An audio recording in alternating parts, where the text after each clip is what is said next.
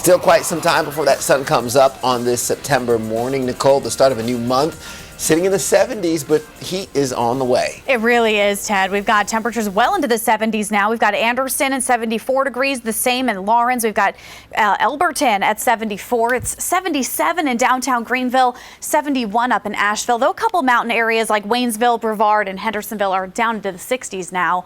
Fog is getting a little thicker. We're watching those in Waynesville, Cullowhee, Silva, and Franklin, even Bryson City in North Carolina with some fog. In the upstate, Clemson's starting to get a little hazy.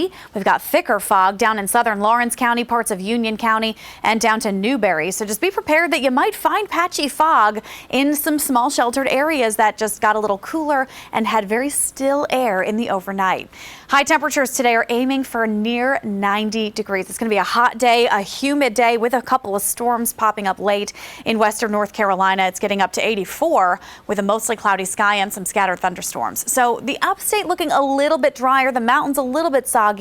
I'm calling today an 8 out of 10 on the sky meter. It's really not a bad day to be outdoors. You just have to deal with the heat that's a little above average. A couple of those pockets of rain are now developing just north of our Tennessee line. If you find some sprinkles throughout the mountains, I wouldn't be surprised this morning. Most areas, though, have been mostly dry. McDowell County a little bit wet right along I-40. Now, midday, our mountains are looking at a couple pockets of rain. The upstate will see some showers and storms, mainly in the northern tier, but you can see most of it does focus through the afternoon and evening in western North Carolina. So today it's not looking soaked, but a couple storms pop up. Tomorrow looks even drier with barely a chance of a shower or possible thunderstorm to pop up. So it's going to get hotter as the drier air builds in. So tomorrow's going to actually get into the low 90s. Thursday up to the middle 90s. Friday hovering in the 90s as well before a bit of a cool down over the weekend.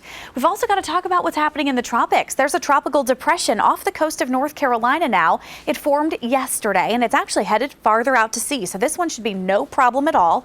We're also watching a 70 to 80% chance for development out in the Caribbean Sea. It's aiming for the Yucatan Peninsula and then potentially the Gulf of Mexico. So we'll be watching that as well for the next potential named storm, as the one off the Carolinas coastline is expected to stay weak enough to not get a name in the next couple of days. And of course, we're still, watching those waves coming off the African coast that could lead to more named storms as the season goes on. We are in the heart of hurricane season right now, so do expect to see some more names in the next couple of weeks. Locally, a couple storms today, 89 degrees. Tomorrow, drier at 92. Then Thursday's almost completely dry and up to the 94-degree mark in the upstate. That's nearly 8 to 10 degrees above average for this time of year.